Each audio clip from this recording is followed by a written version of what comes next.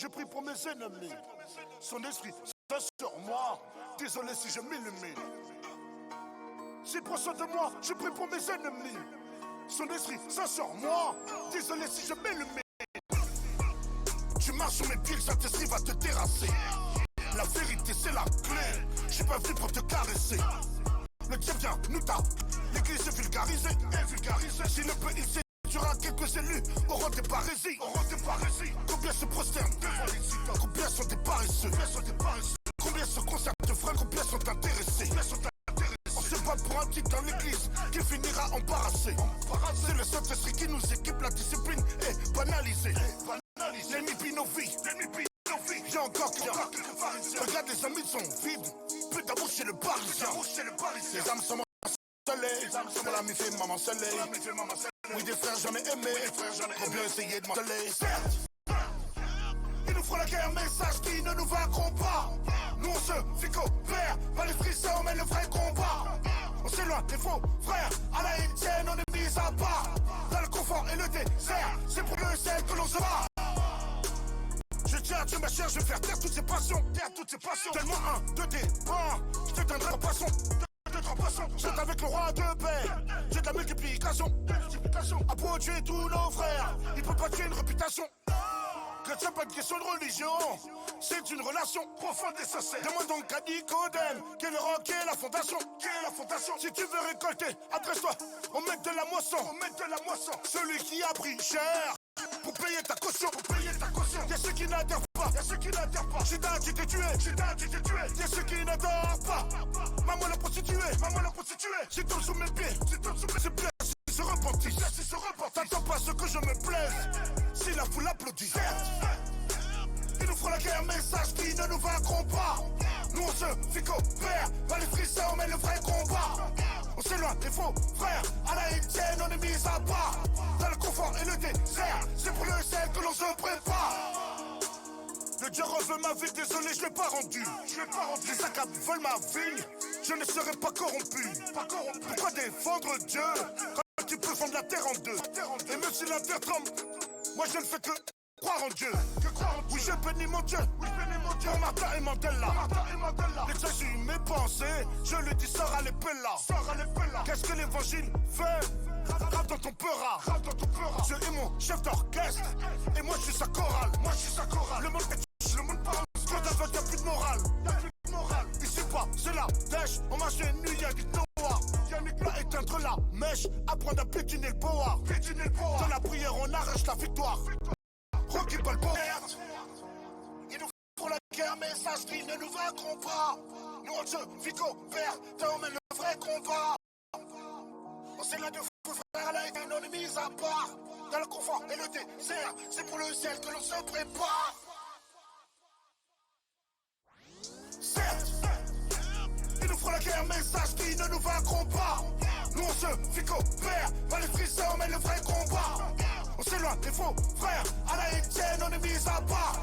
Dans le confort et le désert, c'est pour le sel que l'on se prépare. Ils nous feront la guerre, message qui ne nous vaincront pas. Nous on se fait qu'opère, pas les frissons et combat. On s'éloigne des faux frères, à la Étienne on est mis à part. Dans le confort et le désert, c'est pour le sel que l'on se prépare. Ils nous feront la guerre, message qui ne nous vaincront pas. Pas les frissons mais le vrai combat. On s'éloigne à la Étienne on est mis à part.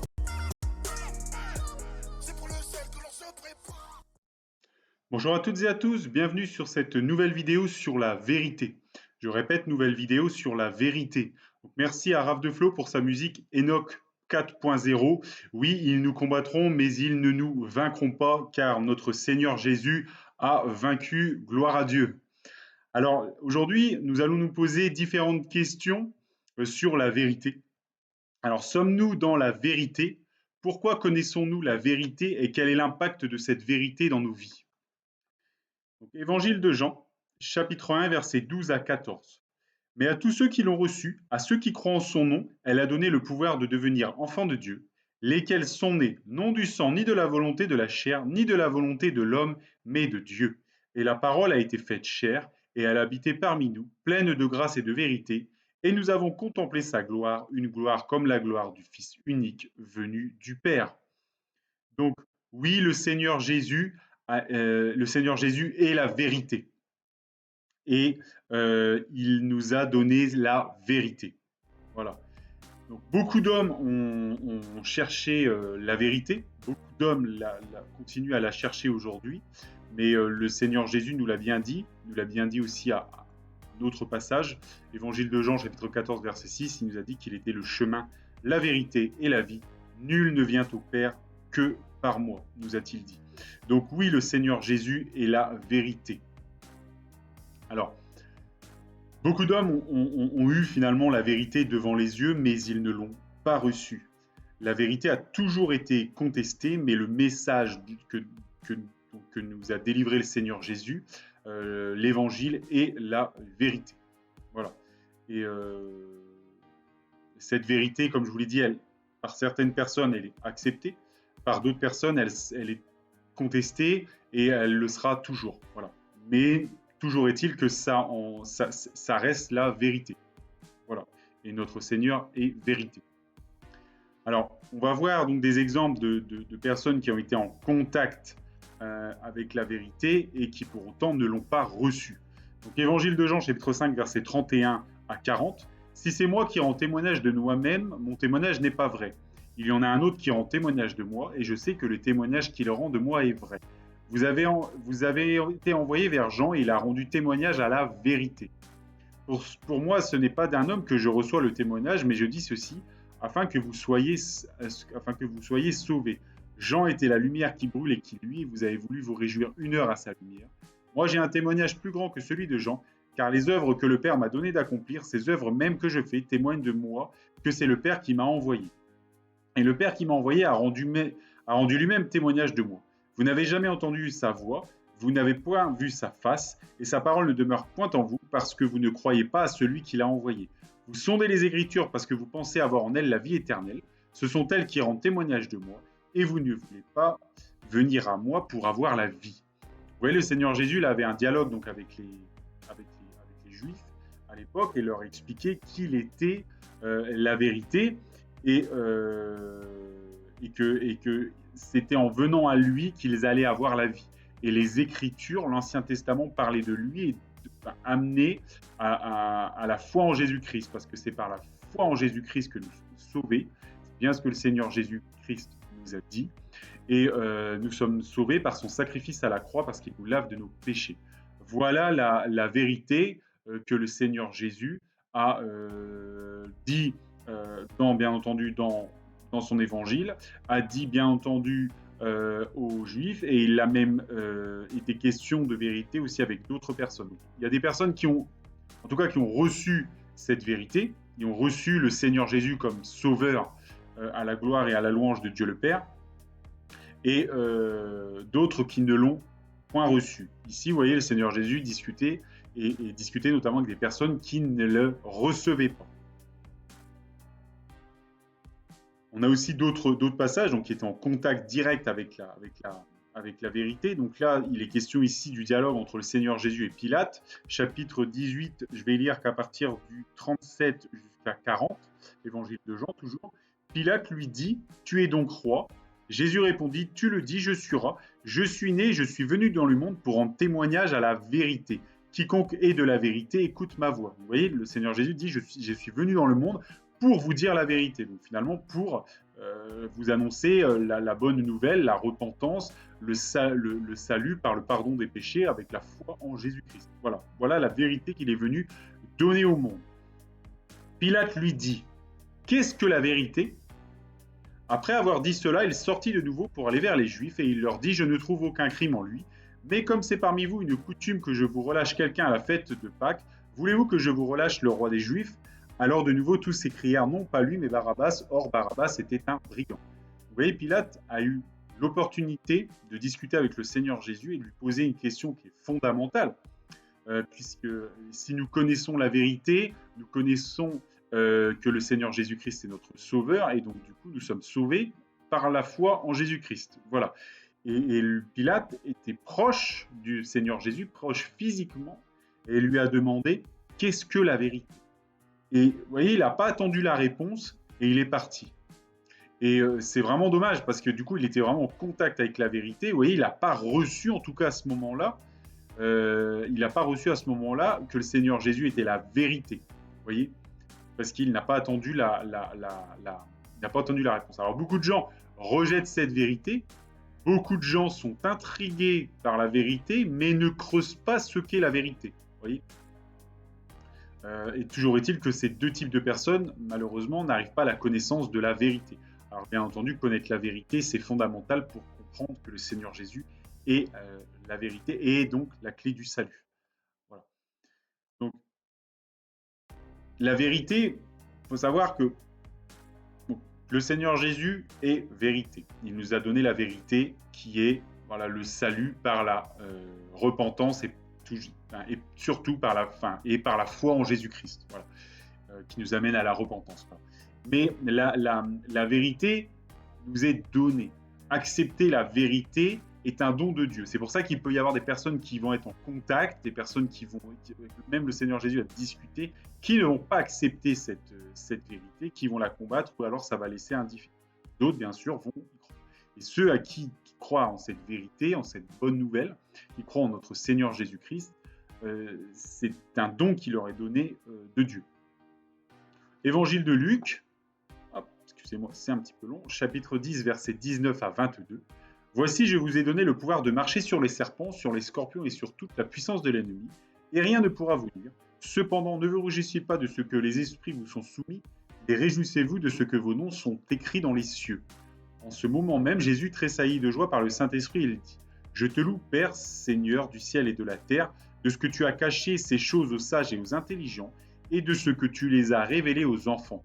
Oui, Père, je te loue de ce que tu l'as voulu ainsi.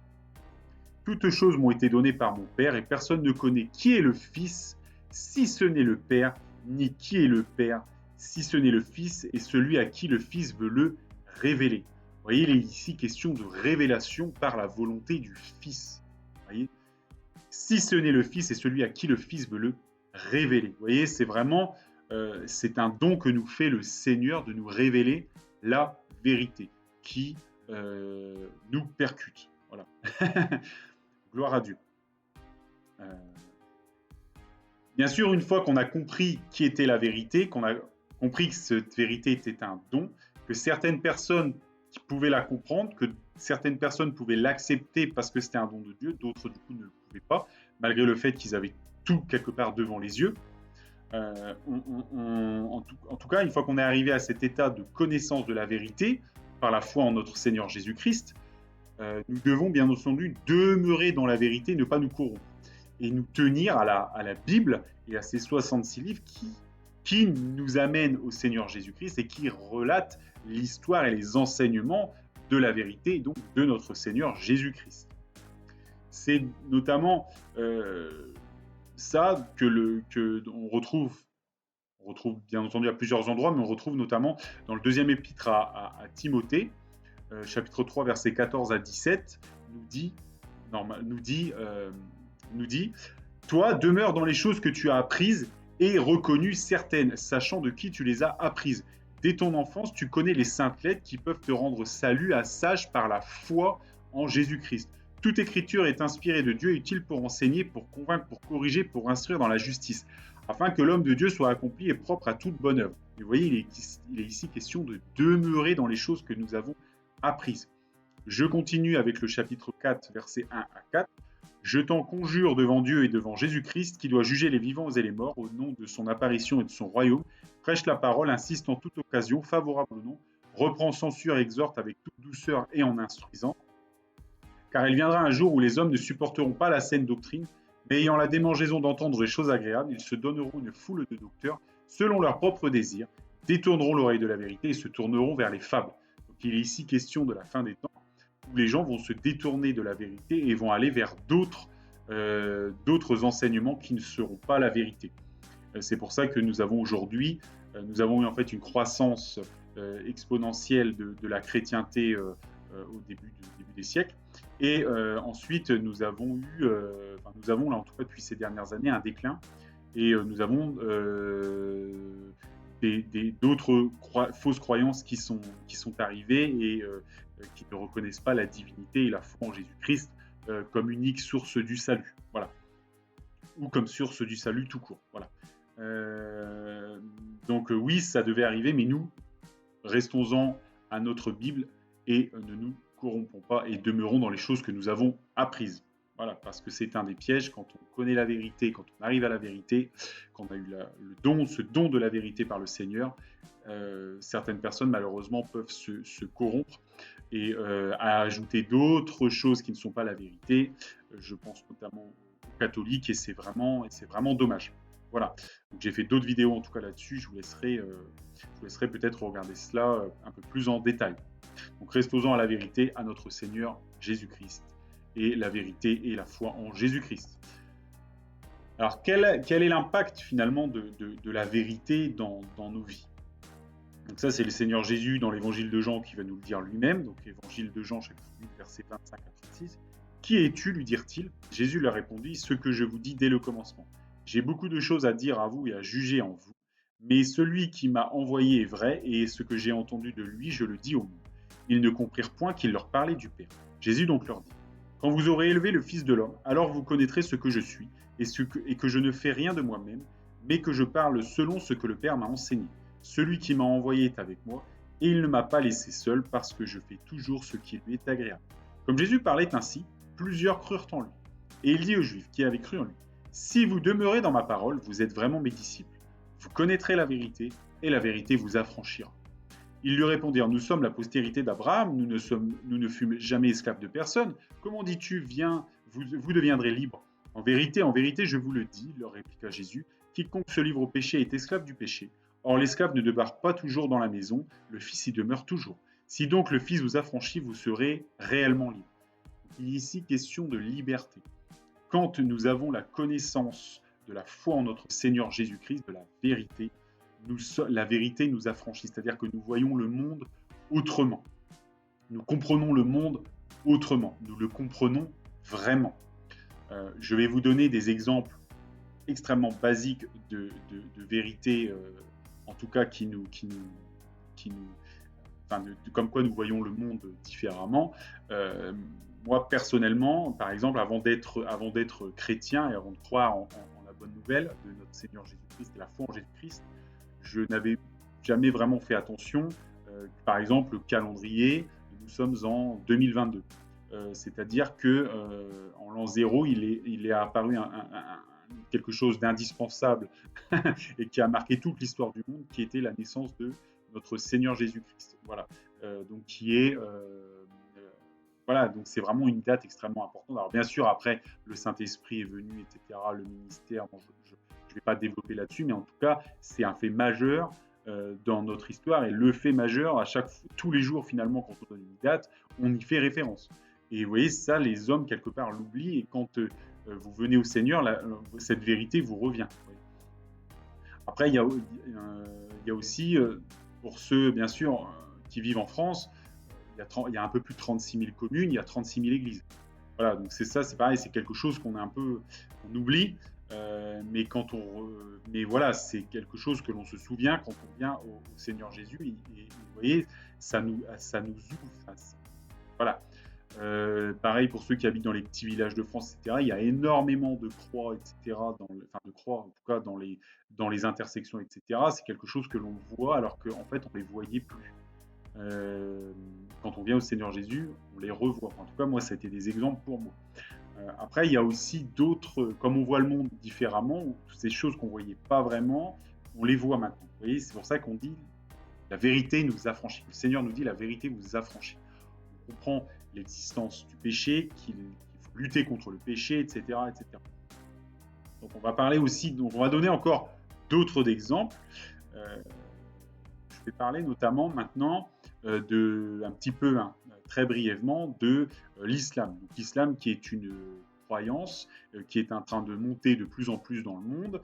Et voilà, et je voulais en tout cas donner la vérité sur certains passages de cette croyance et vous montrer qu'elle était quelque part qu'elle était prévue d'avance par le Seigneur.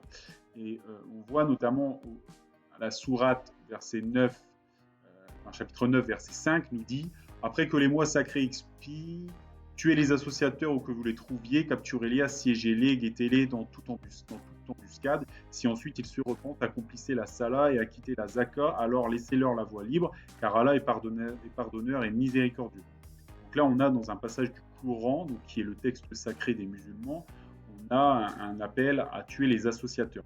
Alors, qui sont les associateurs? Les associateurs, qui appelle-t-on les associateurs? En fait, les associateurs, ce sont des chrétiens. Parce que les chrétiens croient en la Sainte Trinité, au nom du Père, du Fils et du Saint-Esprit. La Sainte Trinité, 3 formes différentes, mais un seul Dieu. Et le Coran dit que c'est pas la vérité et que nous sommes donc des associateurs. Et vous voyez, le Coran appelle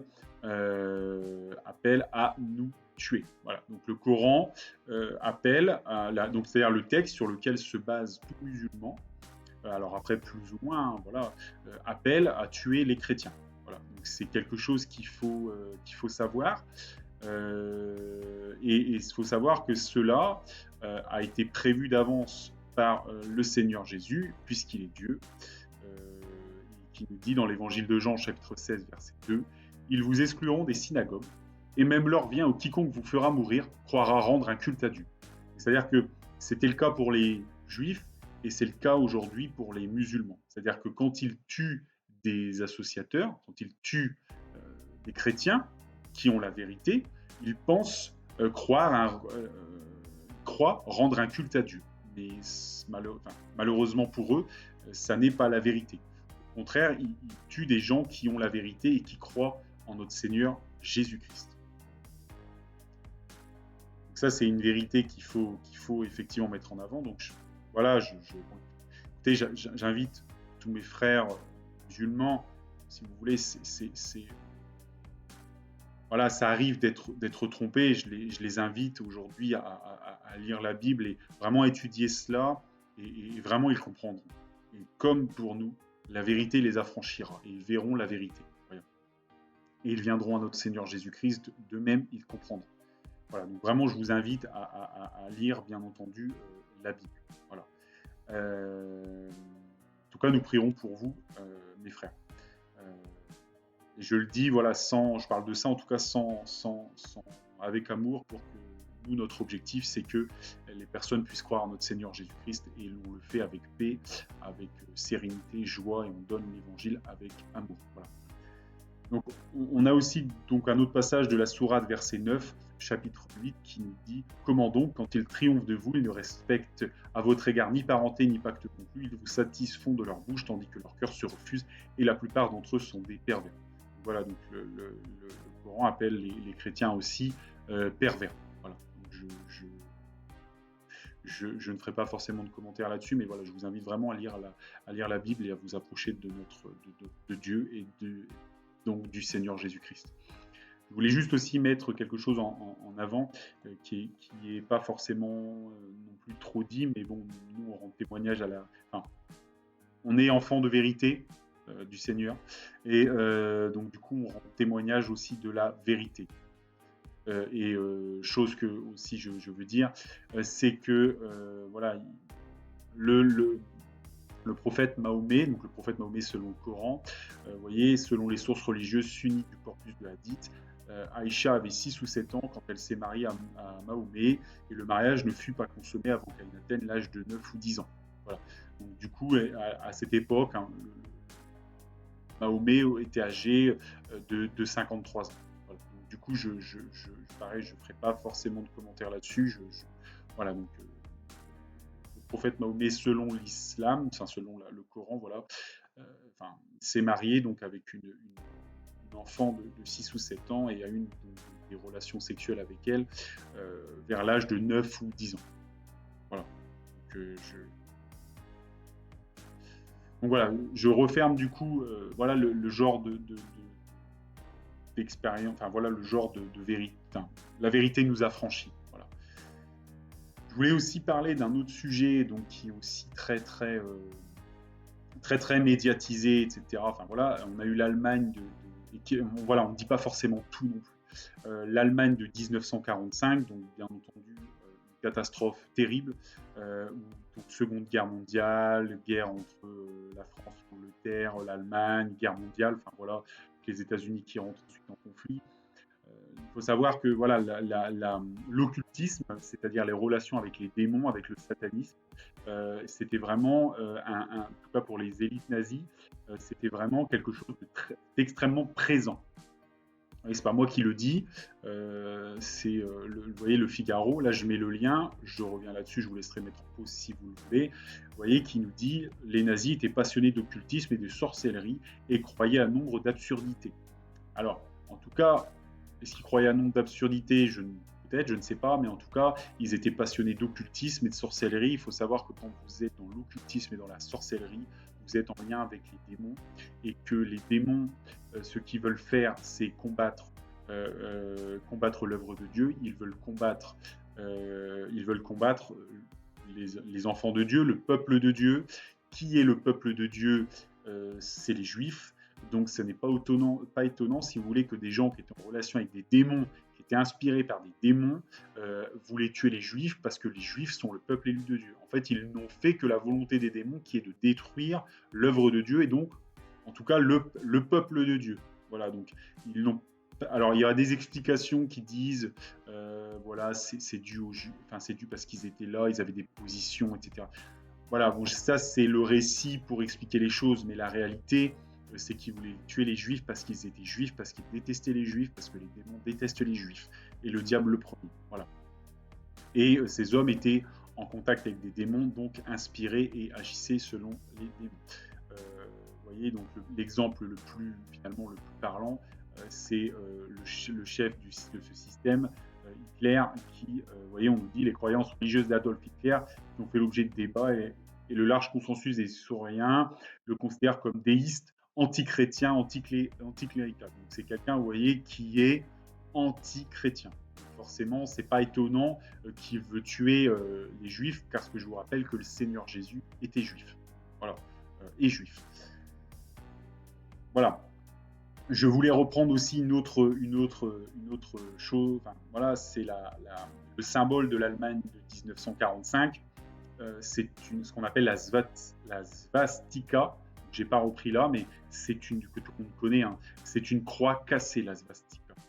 C'est une croix cassée. Il faut savoir que nous, le symbole des chrétiens, c'est la croix. Et la svastika symbolise la croix cassée. Vous voyez, comme si on voulait détruire l'œuvre de la croix. Seigneur Jésus a été à la croix, a porté nos péchés à la croix, il est mort pour nos péchés, nous avons la victoire grâce à lui, par la foi en lui, grâce à son sacrifice à la croix. Gloire à Dieu. Donc en fait, si vous voulez, la croix, c'est la victoire de Dieu, enfin la victoire du Seigneur sur le péché. Et c'est pour ça que l'Allemagne, inspirée par les démons et le diable, a choisi la svastika, qui est la croix cassée, parce qu'ils veulent détruire l'œuvre de la croix. Et ensuite, ils ont voulu détruire le peuple de Dieu en tuant les Juifs. Bien entendu, ils ne pourront pas, parce que le Seigneur a vaincu une fois pour toutes et qu'il est vainqueur. Mais voilà, ça, c'est pas forcément non plus mis en avant. Voilà une genre quand on arrive à la vérité, voilà le genre de choses qui nous sont révélées et qui nous font avancer. Donc là, j'ai mis un petit nom sur un petit truc sur le svastika. Donc c'est quelque chose qui remonte à très loin. Voilà, et c'est notamment présent beaucoup, c'est en Inde. Voilà, et je voulais aussi mettre une petite image, donc j'ai trouvé sur le fait que certains Indiens, en tout cas, étaient fascinés par Hitler et qu'ils avaient la svastika sans problème. Et ça ne posait pas vraiment de débat ni de problème là-bas. Je vous laisserai donc faire votre idée, vos propres conclusions. Et voilà, Hitler était quelqu'un qui a fait aussi des expéditions en Inde, qui était assez proche de l'Inde, et quelqu'un aussi qui faisait de l'occultisme, etc. Voilà. Je m'arrêterai là. Donc, oui, le Seigneur Jésus-Christ est la vérité. Oui, nous sommes sauvés par la foi en Jésus-Christ. Oui, des gens ont été en contact de la vérité et n'y ont pas cru. D'autres l'ont rejeté, d'autres l'ont combattu, d'autres y ont cru. y croire, c'est un don de Dieu. Restons-en à notre Bible, au message de la Bible, au message de la vérité, au message de notre Seigneur Jésus-Christ. Et vous connaîtrez la vérité et le Seigneur Jésus t'affranchira. Et tu aussi, tu pourras voir des choses comme ça qui ne sont pas forcément expliquées, mais tu verras le monde autrement et tu comprendras mieux l'histoire et tu comprendras mieux le monde. Tu comprendras qu'il y a une lutte entre le bien et le mal, qu'il y a la vérité, le Seigneur Jésus-Christ, et qu'il y a des gens qui malheureusement ne sont pas dans la vérité. Prions pour eux pour qu'ils viennent à la vérité. Prions pour les autres religions pour qu'ils viennent à la vérité. Mais en tout cas, restons campés et basés avec notre Seigneur Jésus-Christ. Que Dieu vous bénisse dans le nom de Jésus et que toute la gloire revienne à notre Seigneur.